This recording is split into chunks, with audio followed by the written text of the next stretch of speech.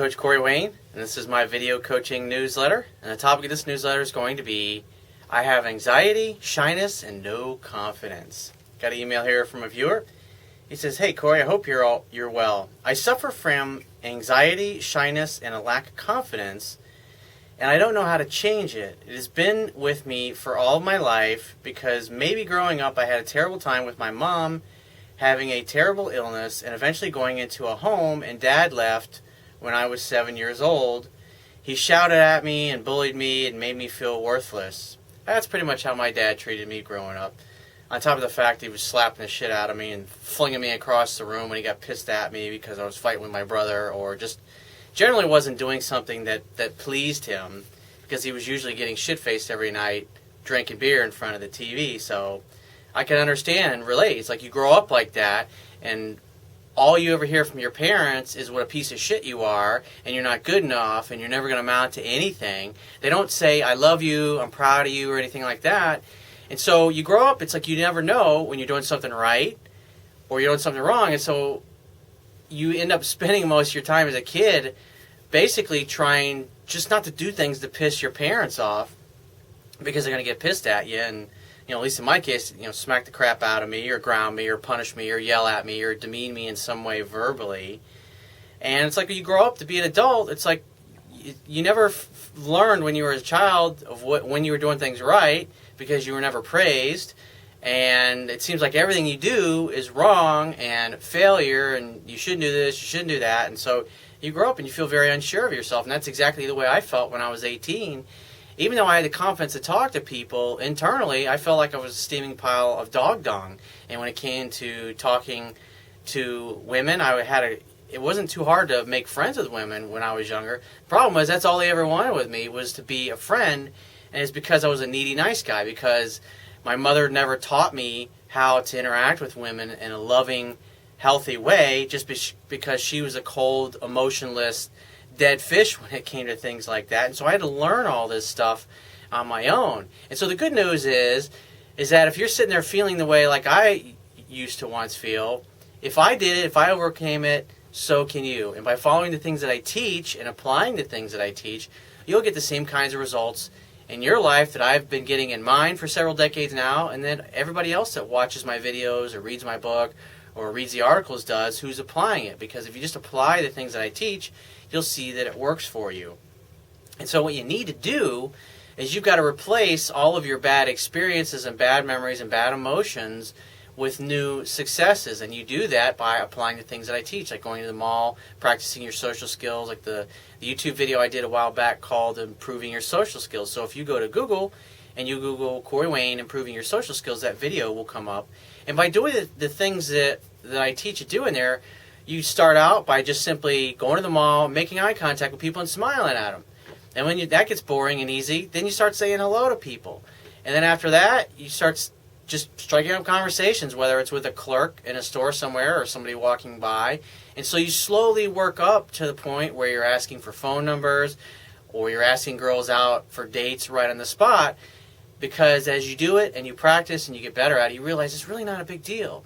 As a matter of fact, most women that you talk to, they're not going to be rude to you. Even if they don't like you, they're going to actually appreciate the fact that you came out, you had the balls to come over and start talking to them, and they'll actually be really nice. And that's the cool thing about it, because I know where you're sitting is you're thinking, oh, they're not going to like me. If I go start talking to them, it's going to be awkward, and they're going to say mean things to me.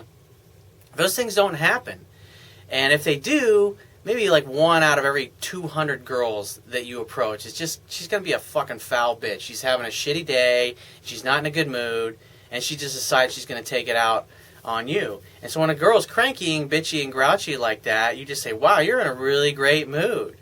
Like, I hope I never do anything to piss you off, and like you bust them on it and you say stuff like that, they'll realize that they're being a jackass most of the time, and they'll start apologizing for themselves and saying, I'm sorry. Because most guys, especially when they're talking to a pretty girl and she starts copping an attitude or gets bitchy or whatever, they sit there and they start apologizing, in essence, for being there. Oh, I'm sorry, I don't want to piss you off. Oh my God, what did I do? Gee, I'm so sorry. Tell me what I need to do to win your approval. And that's the attitude they have. Whereas a guy who's confident and successful with women, when a chick shows up in his life and she's kind of being bitchy or nasty, maybe you've gone over to say hello, I mean, you should look at it as that you talking to her as a gift. And she should be glad that you're there talking to her. But if you go over and you start talking to her to give her the gift of you, and she's just in a cranky mood, call her out on it. Just say, wow, you sound like you're in a great mood today. Or, you know what? I'm going to go ahead and let you go about your day because obviously you're having a really shitty day. And I'm having a great day. And so I want to continue having a great day. So have a nice one. And you just walk on to the next girl. So he says, I cannot trust people, and relationships with women have always gone wrong because I find it hard to commit to them as I feel insecure about having them hurting me, so I usually end the relationship and am left on my own and being lonely. He says, I also cut myself off from people and avoid going out and socializing and meeting people as I feel so awkward in social situations, especially dates. My mind just goes blank. Well, read my book, and one of the things you'll realize by reading my book is that you don't have to come up with a gazillion funny anecdotes or stories to tell. For the most part, when you're on a date with a woman that you like, you want her doing 70 to 80% of the talking, and you just simply do that by asking questions. I mean, if you're with a girl you really like, what do you want to know about her? What fascinates you about her? And if you're on a date with a girl and you can't think of anything to ask her, then guess what? More than likely, she probably doesn't fascinate you very much. But maybe you're just a little bamboozled by the fact that she's got a fucking great rack or a nice ass or beautiful eyes or whatever. And I mean, here's the deal. It's like when I was younger and I was inexperienced, where you're sitting right now, the guy that wrote me this, is that in my mind, I thought I just needed a really pretty girl that I liked a lot, and I'd be really happy. I didn't realize at the time there's lots of really beautiful, amazing looking women out there that once you start talking to them, they're fucking boring as hell, or they're dumb as a bag of hammers, or you have nothing in common with them, or when they start talking, you just find them boring, or you don't have any chemistry with them, and that's just the way it is. And a lot of people are like, wow, she's really hot, but I can't find anything to talk to her about. Well, it means you probably shouldn't be with her, because if you're with the right girl, not only are you going to be physically attracted to her, but you're going to have a lot in common. You're going to be interested in what she's got to say. She's going to be interested in what you got to say. Sometimes you'll be completing each other's sentences. You'll have similar goals, similar interests, similar values, similar things that you like to do. You may even shop at the same places. It's like the more you get to know each other, the more you realize how much you really do have in common and that you're looking for the same thing. Whereas if you're with a really beautiful girl and you just paid attention to the physical part, but once you start to get to know her, and especially when you practice this stuff long enough, you'll start going out on dates with really beautiful women, and at the end of it, you might kiss and make out, fool around, maybe even hook up with them, but you'll be thinking to yourself, sex was great and she was beautiful, but I really don't like her. I didn't really have that good of a time hanging out with her. Or she's really fucking boring. Or she can't really keep a conversation going. Or she doesn't care about world events, and that's a real big deal to me. And you got to look at those things. And if the chemistry's not there, it's not there. And you got to be man enough to move on to the next girl when it's not working out with somebody that you're talking to.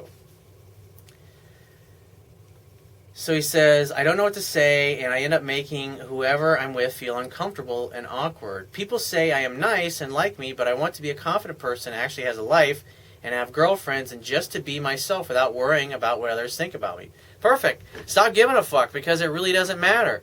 And if you got people in your life, because here's another thing, the way you look at the world, and I was talking about this with a buddy of mine. He's a former Green Beret, really awesome guy.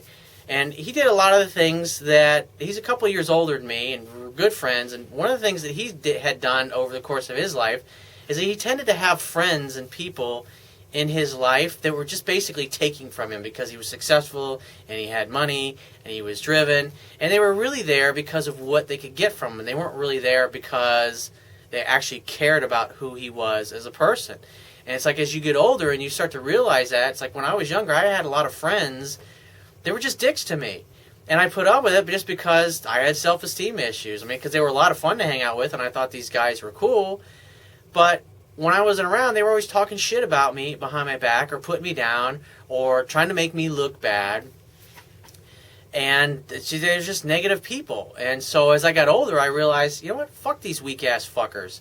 You know, it's like I don't want to talk to or hang out with people that are going to trash me when I'm not around, or kiss my ass to my face, or want to come. It's like, you know, when you're successful and you're wealthy, it's like, and you got nice things, everybody wants to ride in your limo. Everybody wants to come over to your parties. Everybody wants to go and hang out at your VIP table.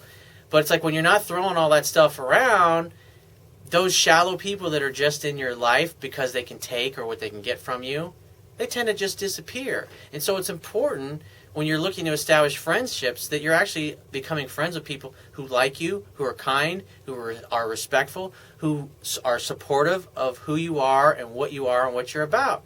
And anybody who doesn't support that or go, oh, I think that's stupid, you shouldn't dress like that, I think your fucking hair sucks, I think you should change jobs, I don't think you should do that, I think you should go here, I think you need to drink this kind of drink, I think you need to smoke that, I think you need to drive this kind of car, you shouldn't hang out with those kind of people. Those kind of jerk-offs, you can fucking tell them here's a quarter, call somebody who fucking cares, and get out of my life. That's what you need to do if you want to be really happy, because that's the other flip side. Because it can affect you in your romantic life as well as your friendships, because you don't want to go getting into friendships with people who are going to treat you like a doormat. And I made a mistake of doing that when I was younger. It's just because I had self-esteem issues. And I thought it was okay and acceptable to hang out with people like that, because that's pretty much how my family was growing up. And so you just, like I said, you got to practice your social skills. You got to look at the people that you're spending your time with, because the quality of your life is going to be in direct proportion to the quality of the people who you consistently spend your time with. And so if you're not having a good time with the people that are in your life now, then you need to start hanging out with other people who are like-minded and who have similar interests and aren't always trying to put you down and demean you and make you feel like a piece of shit. The right kind of people, the right kinds of friends, the right kind of girls, they'll support you, they'll love you, they will cherish you, they'll celebrate you, and they'll love being around you. And they'll make the effort. It won't be you making all of the effort in the friendship. There'll be give and take. It's like a tennis match. So if you have a question you want to ask me, go to my website, click the Contact Me tab, which will be on the left-hand side of your screen. Send me 1 to 2 paragraphs max, and just give me several days to get back to you with a response. If you want to talk to me right away, the quickest way to get my help is to book a paid phone coaching session. You can do that by going to my website, click the Products tab at the top of your screen, and just follow the instructions. If you want to get a digital version of my Kindle ebook, on my website, underneath the email sign-up box, is a box that has a link that will take you right to the Amazon Kindle download page. Once you get there, if you don't have a Kindle device, just download one of their free e-reader apps, whatever electronic device you want to read it on. And if you appreciate the value of the information I offer in these video newsletters, the articles on my website, and my ebook, you can show your appreciation right now by going to my website. On the Wibia toolbar at the bottom of your screen, click the PayPal donate button and donate any amount that you feel is equal to the value of the information. I will talk to you soon.